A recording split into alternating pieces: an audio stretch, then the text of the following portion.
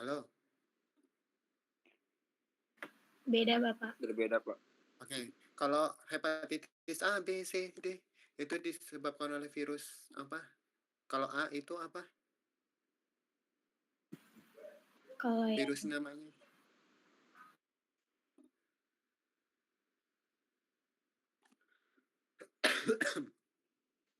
Hmm.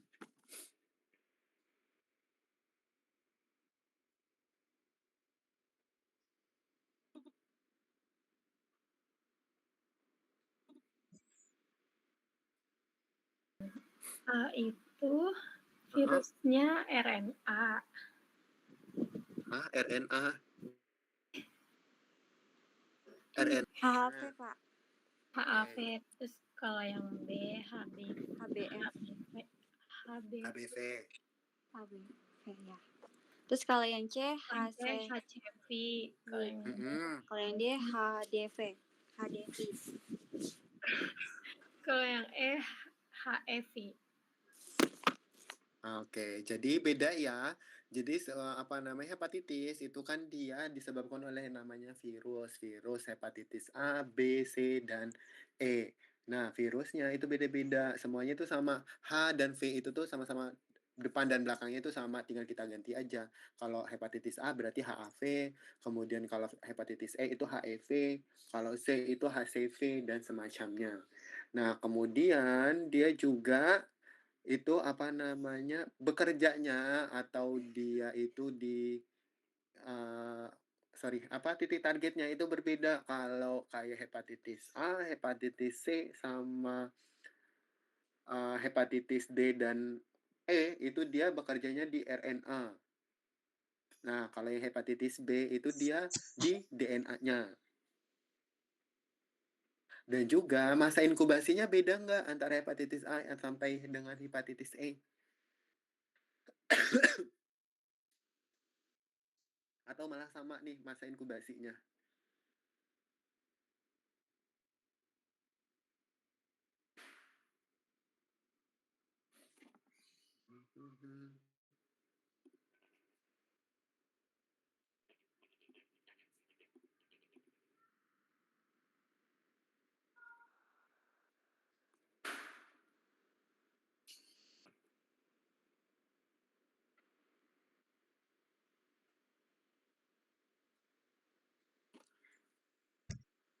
Sama nggak atau beda masa inkubasinya?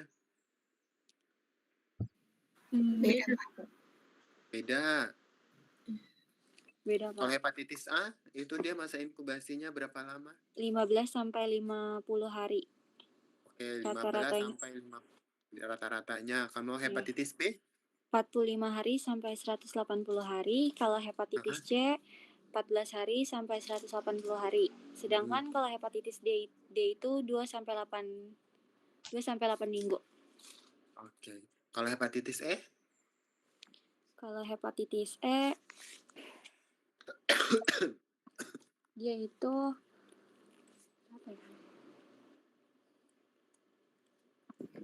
2 sampai 10 minggu. Iya. 2 sampai 10 2 minggu. sampai.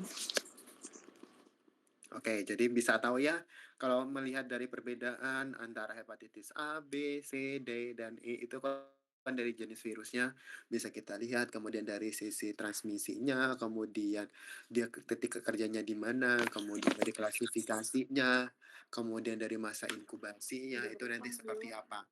Gejala yang ditimbulkan oleh akibat antara hepatitis A sampai hepatitis E sama atau beda, atau memiliki gejala-gejala khusus?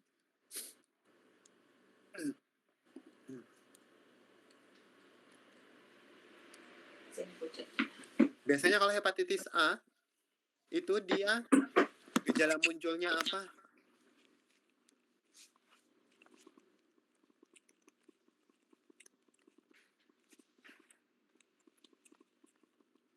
Nyeri di bagian perut bagian atas. Nyeri bagian perut bagian atas, kemudian ada muncul demam, diare juga. Kalau hepatitis B? Kalau hepatitis B dia itu gejala ringan. Terus nyeri sendi sama ruam, sama bisa jadi juga kronis. Bisa menjadi kronis. menjadi kronis. Ciri khususnya apa kalau hepatitis B? Itu penyakit kuning biasanya pada disebutkan. Ya enggak?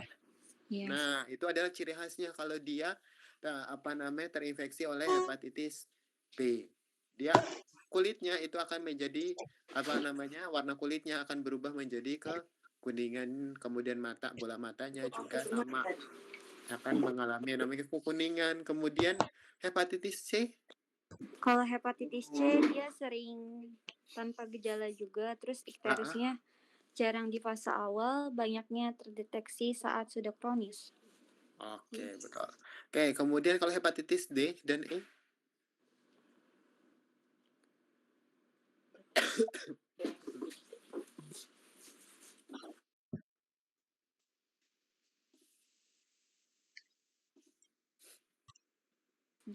Dia gejalanya lebih berat, terus muncul cepat bila superinfeksi, terus memperparah hepatitis B-nya itu. Sedangkan kalau hepatitis E gejalanya mirip hepatitis A, terus lebih berat pada ibu hamil, risiko gagal hatinya lebih akut. Oke. Jadi yang lebih banyak teman-teman jumpai itu adalah virus hepatitis B, ya enggak, di masyarakat.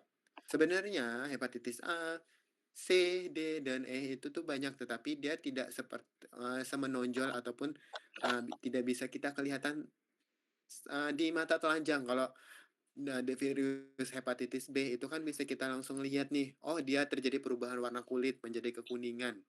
Itu kan adalah salah satu ciri khas pasien itu terkena virus hepatitis B. Berbeda dengan hepatitis A, C, D, dan E yang tidak menimbulkan perubahan pigmentasi warna kulit.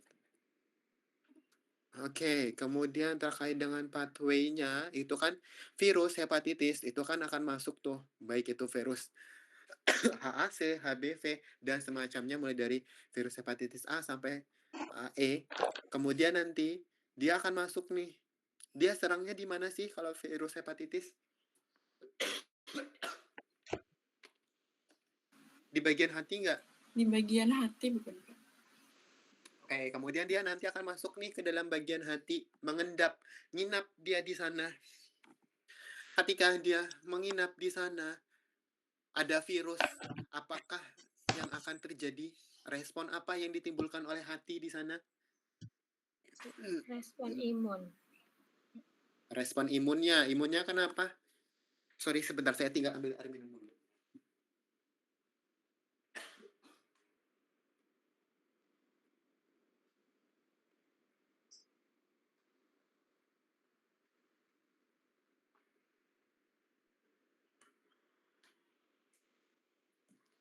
Oke, kita lanjutkan.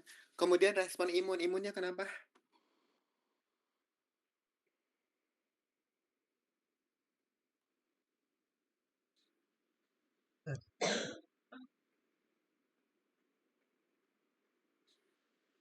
Tadi siapa yang menjawab? Imunnya kenapa? Ini saya hanya mengulang lagi atau menjelaskan kembali terkait dengan pathway atau patofisiologi terkait terjadinya hepatitis.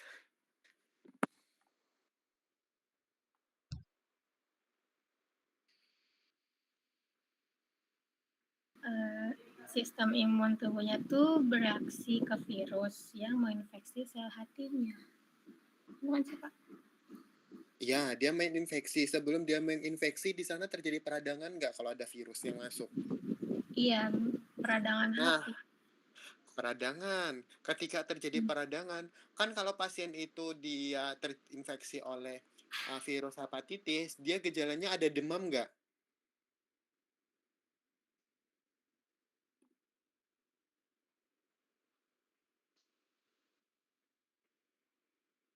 Gejalanya ada demam nggak?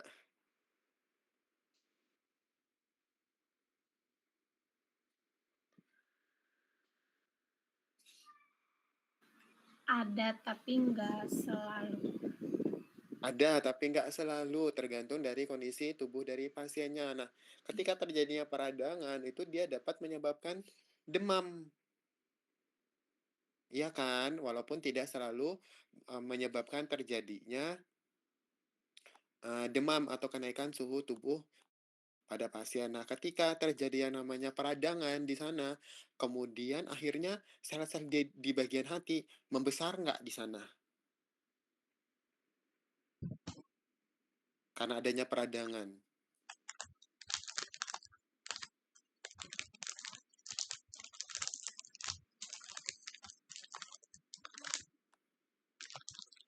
Membesar nggak ketika dia terjadi peradangan? Iya, Kak, bisa membesar. Oke, ketika di sana akhirnya hatinya membesar, kemudian apa yang terjadi jika hatinya di sana mengalami pembengkakan ataupun pembesaran di sana? Mual muntah bisa nggak muncul di sana? Karena rasa tidak nyaman di sana. Kemudian perut itu menjadi terasa sakit atau tidak nyaman, bisa nggak di sana? Susah makan, iya nggak? Kalau misalkan orang penyakit hepatitis itu biasanya penurunan nafsu makannya itu terganggu nggak nafsu makannya di sana? Terganggu.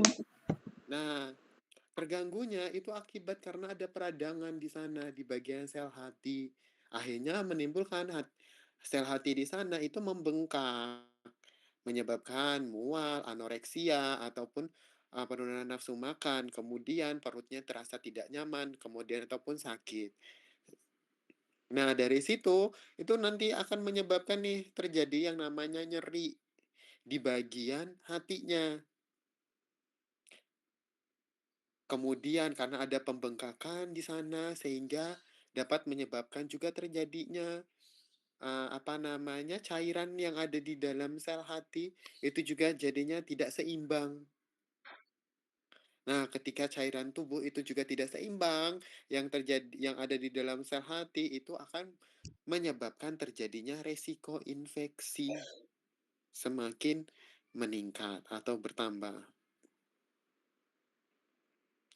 Nah, ketika sel hati, taunya sel hati ini rusak atau sedang ada bermasalah, itu dari mana selain terdeteksi antara apa namanya adanya virus HAV, HBV, HCV, HDV, juga HIV di dalam tubuh. Karena kan dia merusak sel hati ini.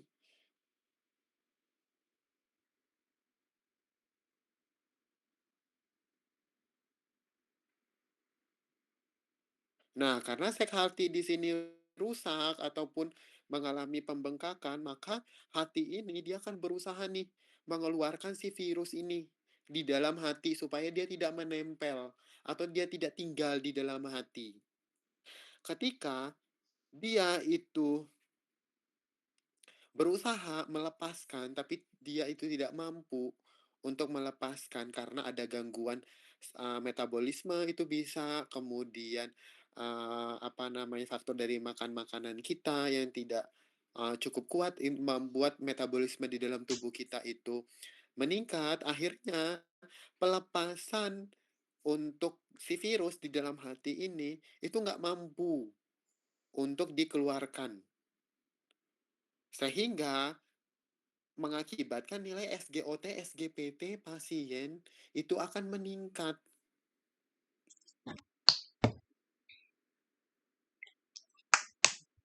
Nah, ketika SGOT, SGPT-nya ini juga mengalami peningkatan, ini menandakan bahwa sel hati kita itu sedang mengalami yang namanya kerusakan.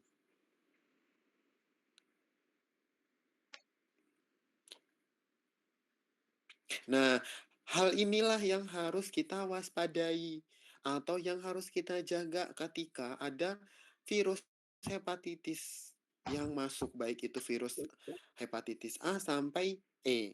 Jangan sampai kita harus mengendalikan di sini peradangannya. Jangan sampai peradangan atau pembengkakan di bagian sel hatinya di sini itu mengalami apa namanya peradangan yang semakin meluas sehingga gejala terkait dengan mual, kemudian penurunan nafsu makan, rasa nyeri, kram, itu bisa kita atasi. Begitu juga terkait dengan perusakan dari sel hati, di sini kita bisa kontrol. Biasanya kalau orang terkena Teman-teman sudah belajar farmakoterapi ya? Belum, Bapak. Belum ya? Oke, ada yang sudah mencari tahu kalau pasien itu terkena penyakit hepatitis, mau itu hepatitis A, B, C, D, dan E, itu biasanya dikasih apa? Hmm.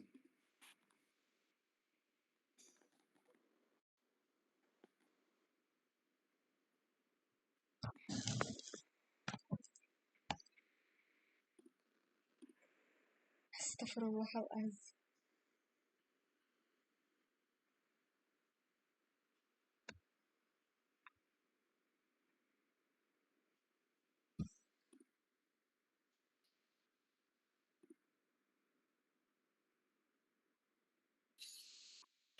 Ayo, ini sudah ada clue-nya, virus. Berarti dikasih apa? Antivirus. Antivirus, betul. Ini nih sudah jelas nih. Di sini kan dia itu virus hepatitis A, B, C, D, dan E. Berarti kan pengobatannya apa yang kita kasih? Antivirus. Kalau dia disebabkan oleh bakteri, berarti kita kasihkan antibakteri.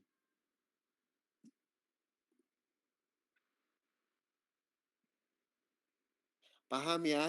Selain dari kita memberikan obat-obatan antivirus yang bisa menekan pertumbuhan virus hepatitis A, B, C, D, dan E di sini, itu nanti kita obati juga jika pasien itu mengalami yang namanya mual muntah ataupun ada peningkatan nilai SGOT, SGPT di sini karena kita harus merawat nih hati karena hepatitis ini dia suka suka tinggal ataupun senang sekali menempati sel hati.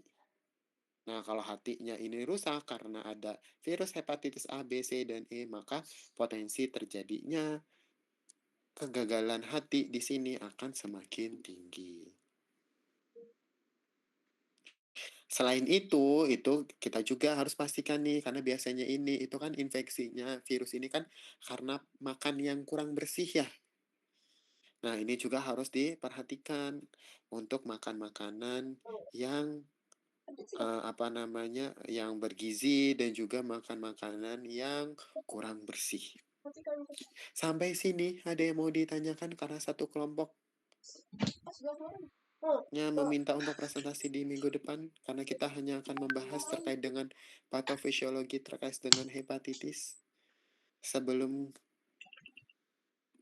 kita tutup perkuliahan kita, ada yang mau didiskusikan untuk mempertajam kembali keilmuannya?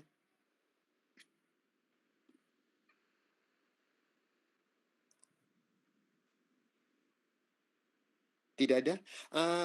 Oke, saya ingin bertanya, ini yang masih belum presentasi masih berapa kelompok lagi ya? Hanya satu kelompok, Bapak. Tinggal satu kelompok lagi ya. Ini kita sudah pertemuan ke berapa ya? Pertemuan Soalnya saya lupa ini, Mbak. 9. 9? Oh, 10? Sebentar, Bapak. Gak apa-apa. Nanti dicek aja nanti ketika nanti kelas kita sudah selesai, nanti dicekkan aja di kampus kita sudah sampai pertemuan ke berapa. Kemudian nanti sepertinya di setiap minggu kita dua presentasi terus ya. Seharusnya kita setiap minggu satu presentasikan saja kan ya. Kalau saya tidak salah ingat waktu awal kita perkuliahan kemarin, iya nggak? Bapak untuk minggu depan itu kelompok udah terakhir ya, satu kelompok Oh, lagi. oke, kelompok yang terakhir kita sudah pertemuan di berapa? Sudah sampai ke pertemuan 14? Hari ini 11, Bapak. 11, berarti minggu depan pertemuan ke-12. Berarti saya masih ada 2 kali pertemuan lagi kan ya? Iya, Bapak. Sebelum teman-teman ujian akhir semester. Nanti berarti minggu ini itu kita anggap 2 kali pertemuan. Sehingga ini pertemuan 11, 12. Kemudian minggu besok itu pertemuan 13. Pertemuan 14 nanti saya berikan tugas sebagai nilai tambahan untuk membantu nilai ujian tengah semester teman-teman kemarin. Karena nilai yang cukup baik itu hanya beberapa orang saja sehingga nanti saya di akhir itu nanti saya akan berikan soal untuk teman-teman kerjakan sebagai nilai tambahan untuk ujian tengah semester. Teman-teman, nanti akan saya tambahkan di nilai ujian tengah semester yang kemarin, yang masih belum cukup baik. Kemudian kemungkinan soal yang saya berikan itu akan saya ambilkan untuk sampling untuk soal ujian akhir semester yang saya akan masukkan nanti. Mungkin entah 1 soal atau 2 soal akan saya ambil dari soal tugas yang saya berikan. Nanti untuk jawabannya nanti saya minta tolong nanti kayaknya saya Januari itu nanti ke Bekasi, nanti saya minta tolong dikumpulkan aja secara offline, nanti saya informasikan ke Pak Reski untuk dititipkan dulu di mejanya Pak Reski. Nanti insya Allah kayaknya Januari saya akan ke Bekasi lagi. Nanti akan saya langsung koreksi di sana saja. Sehingga nanti teman-teman tidak perlu memfoto dan menguploadkan di Google Drive. Oke, sampai sini ada yang mau ditanyakan atau ada yang mau ditawarkan lagi untuk membantu nilai ujian akhir dan nilai ujian tengah semester teman-teman?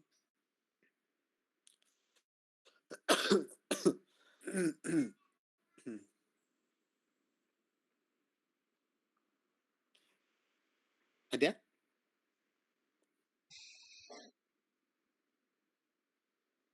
Oke, kalau tidak ada, nanti untuk tugasnya nanti saya sampaikan di perkuliahan kita minggu depan, sehingga nanti minggu depan 2 minggu lagi itu nanti teman-teman tidak perlu Zoom meeting lagi bersama saya, cukup penggantinya dengan mengumpulkan tugas akhir dari saya sebagai nilai tambahan untuk nilai akhir semesternya teman-teman. Seperti itu. Ada yang mau ditanyakan atau dikonfirmasi lagi? Atau ada yang masih belum jelas?